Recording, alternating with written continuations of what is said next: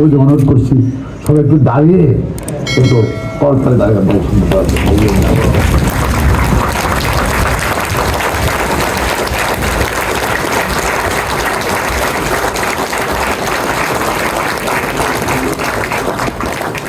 মাননীয় প্রধান বিচারপতি জনাব ডক্টর সৈয়দ ইবাদ আহমেদ মহোদয় বক্তব্য। The chair of today's program, Barrister A.M. Mahmoud Khobor, Senior Advocate and President, Bangladesh Supreme Court Bar Association.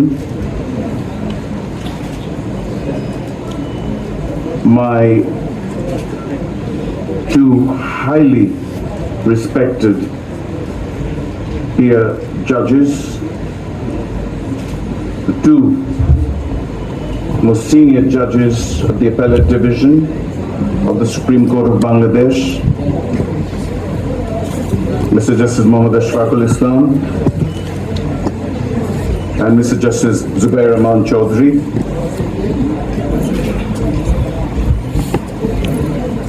Honorable judges of the Appellate Division and High Court Division of the Supreme Court of Bangladesh, the very gracious Mr. Mohammad Asaduzaman, Senior Advocate and Learned Attorney General for Bangladesh, the most venerable and the legendary Mr. Mohammad Zamiruddin Sarkar, Senior Advocate and former Speaker, National Parliament,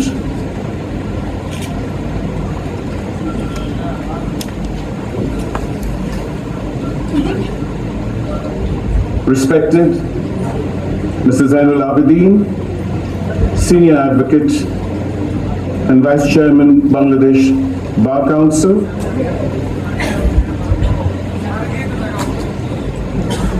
Barrister Mohammad Mahfuzur Rahman Milon, Senior Advocate and Secretary Acting, Bangladesh Supreme Court Bar Association, learned lawyers and distinguished members of the Supreme Court Bar Association, members of the Supreme Court Registry, members of the print and electronic media, distinguished guests, ladies and gentlemen, a very good evening to you all. Let me start by saying that this evening is deeply personal. It is personal not because it marks a milestone in an individual's life, but because it reflects a collective reckoning of truth, struggle, and the unfinished promise of justice in our nation's history. I am humbled beyond words to find myself before you as the 25th Chief Justice of Bangladesh, honored as I am also by my alma mater, an institution whose legacy is rooted in moral inquiry, legal philosophy, and the fearless defense of liberty. But ladies and gentlemen, this evening is not about me. It is about us. It is about how we arrived here. It is about why this honor belongs not merely to an individual, but to a nation that chose justice over tyranny, truth over deceit, and reform over silence. We must speak of July and August 2024, the months that shook our nation's collective conscience, when lawlessness spread like wildfire,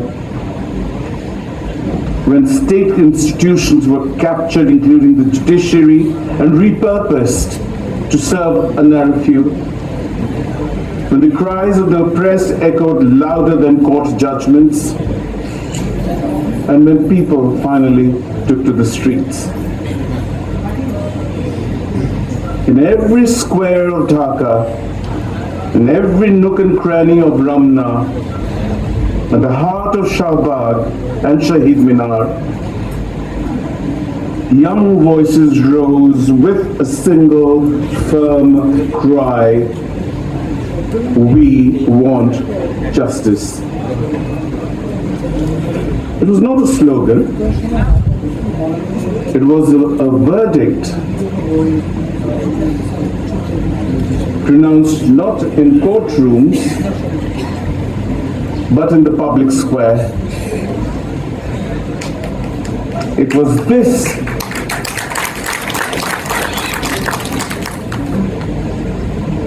this uprising of moral clarity that led to the fall of a regime that had weaponized the law and compromised the very soul of justice. For the first time in our history, the judiciary was not spared scrutiny. The very foundations of judicial legitimacy were questioned by the people we are meant to serve. It was from that fire that my appointment emerged. I am a revolution's child.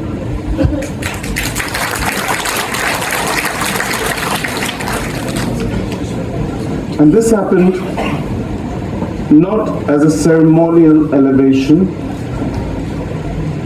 but as a solemn mandate granted. I was not chosen by accident, nor appointed for prestige. I was summoned by the moral energy of a people who demanded that the judiciary be rebuilt with courage, truth, and accountability. Ladies and gentlemen, on the 21st of September 2024, I declared my reform roadmap for the judiciary, a blueprint born not in the silence of chambers, but in the thunder of civic resistance.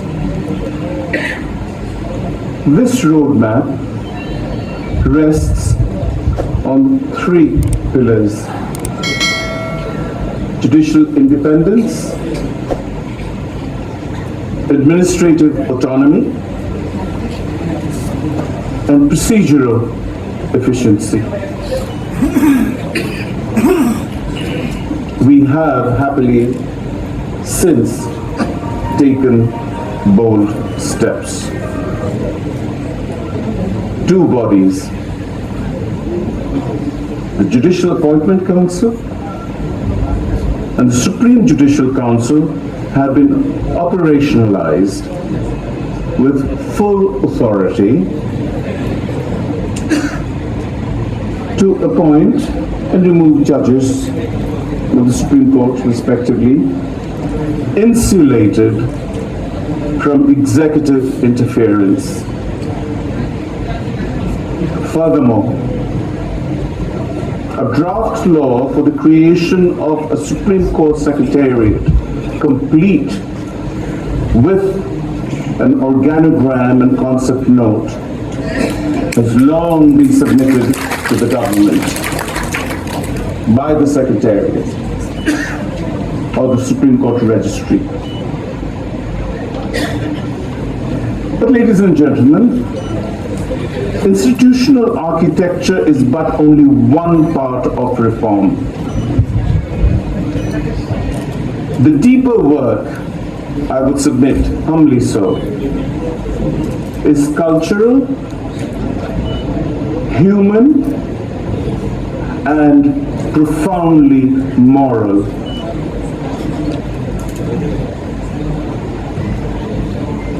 We must, in that context, confront a tragic truth.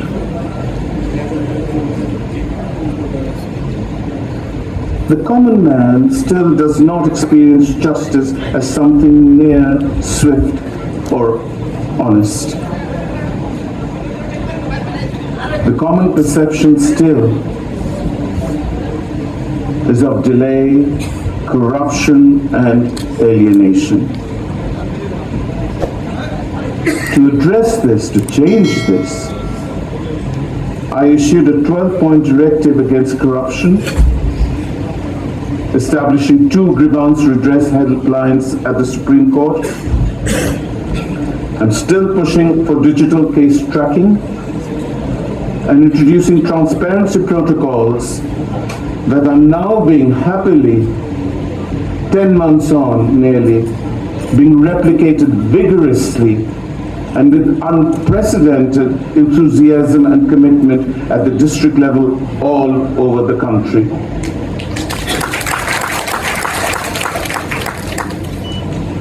I have personally visited every division of Bangladesh, from Chattogram to Rajshahi, from Sylhet and Molvi Bazar to Rangpur, from Mymensingh to Khulna, to carry and deliver the message of reform. I have met with countless judges, my constituents, judges, magistrates and lawyers, members of the local administration, the law enforcement. And I've called in particular on the district judiciary and local bar associations to rise to the challenge. Not as passive enforcers of tradition, but as architects and proud architects of a new people-centric justice delivery system. And they have responded emphatically, ladies and gentlemen.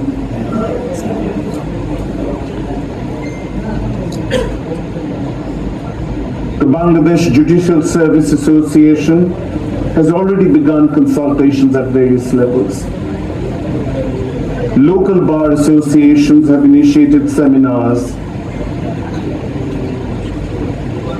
I am confident that it is in that spirit that this very association, the Supreme Court Bar Association, shall invariably assume its role not only as guardian of the bar, but as a significant stakeholder, an equal stakeholder in this national reform project.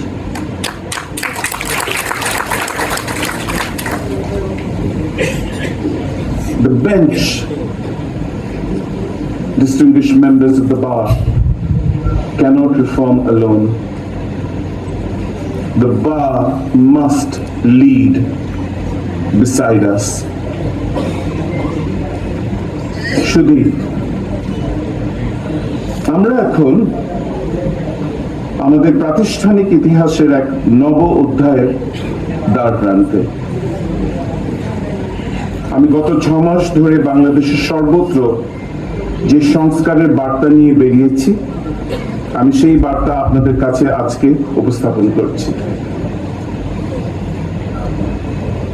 সংস্কারের যে প্রক্রিয়া আমাদের নিজেদের উদ্যোগে গত September হতে শুরু হয়েছিল, তারই ধারাবাহিকতায় আমি আপনাদেরকে এই প্রক্রিয়ার আপনাদের অংশীদারিত্বের কথা স্মরণ করিয়ে দিতে চাইছি। দেশের 8টি বিভাগে আমি সকলকে এই সংস্কারের প্রক্রিয়ার দায়িত্ব নেওয়ার কথা বলেছি। আজকে তারই, আমি যে কথাটা বলেছি আজকে তারই পুনরাবৃত্তি করছি আপনাদের সামনে। In other words, I am asking you to take charge. I am asking you to claim ownership of this reform agenda.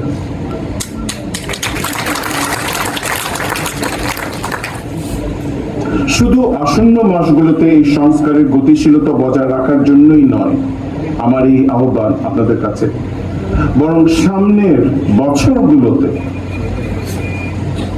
তার স্থায়িত্ব বজায় রাখবার জন্য আপনাদের কাছে আমার আহ্বান রইল। Ladies and gentlemen, let me take this opportunity to share a development of national significance. On the 22nd of June 2025, the Supreme Court of Bangladesh shall, inshallah, host a plenary session on judicial reform to be graced by the presence of the Honorable Chief Advisor of the interim government.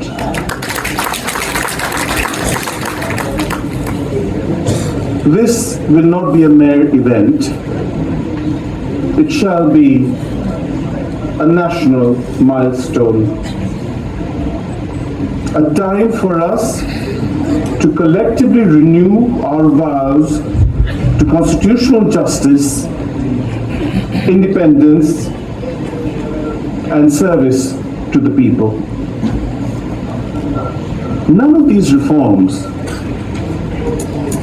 could have gained, or the demand for these reforms could have gained traction without the support of our trusted partners. The UNDP, with strong commitment, has stood by us since December last year. Our international partners, preeminently the European Union, the United Kingdom, and Sweden, among others, have lent considerable support, not the least of which has been their participation at the very highest level at our judicial roadshows, the reform roadshows in Mymensingh, Khulna, Chattogram, Rangpur, and Rajshahi. It is in this context that the conferral of the Honorary Fellowship for Life by Wharton College, University of Oxford, gains a special meaning. It serves as a call to remain vigilant, bold, but humane. It is a reckoning with reality. It is a recognition of Bangladesh's new judicial awakening.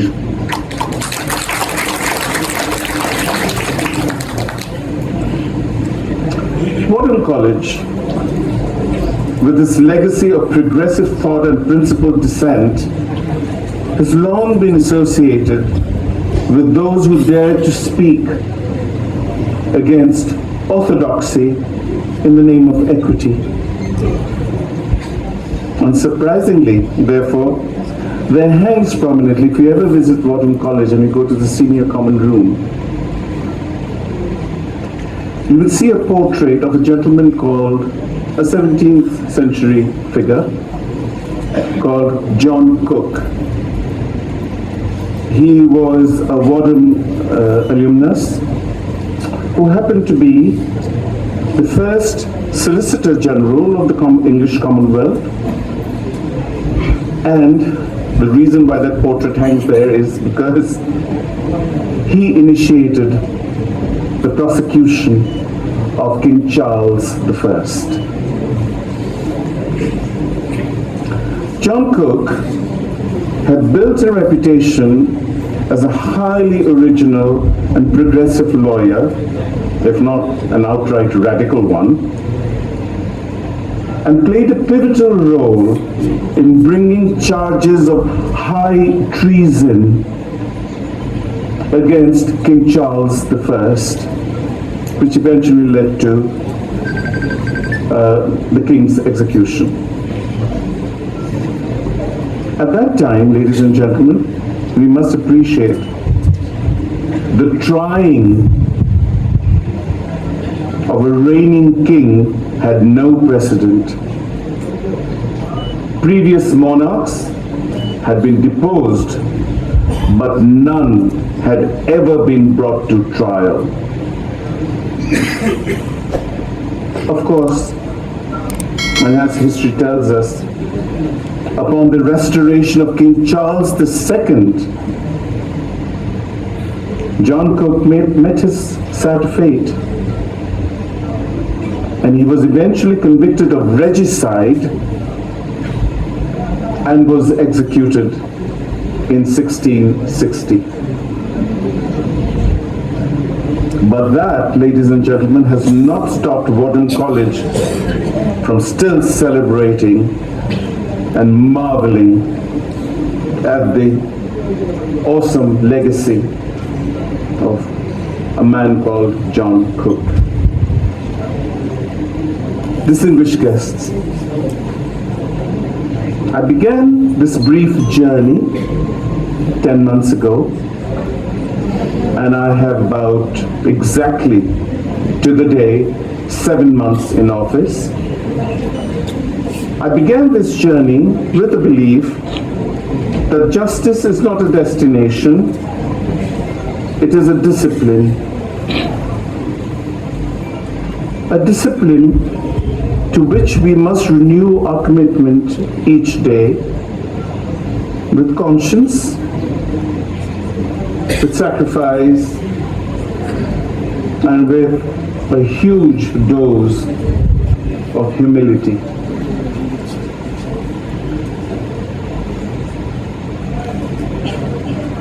It is also a truism that a revolution, yes, I call it a revolution, the revolution that restored dignity to this office is not over. It was a catalyst at renewal and renewed vigor. The future of our judiciary, and indeed our country from here onwards, will be defined not by words declared from this podium, but by how faithfully we serve the people who gave us this rare opportunity. Not only at introspection, at reform, and an opportunity at rebuilding, but to consider in the months and the years ahead, possibly decades from now, all aspects of transitional justice, and indeed restorative justice, ladies and gentlemen, in the long run. With that, I thank the Supreme Court Bar Association for this gracious gesture. I thank my fellow judges, colleagues, and respected guests. And I thank my alma mater, Wharton College, University of Oxford, for reminding us that the world is watching.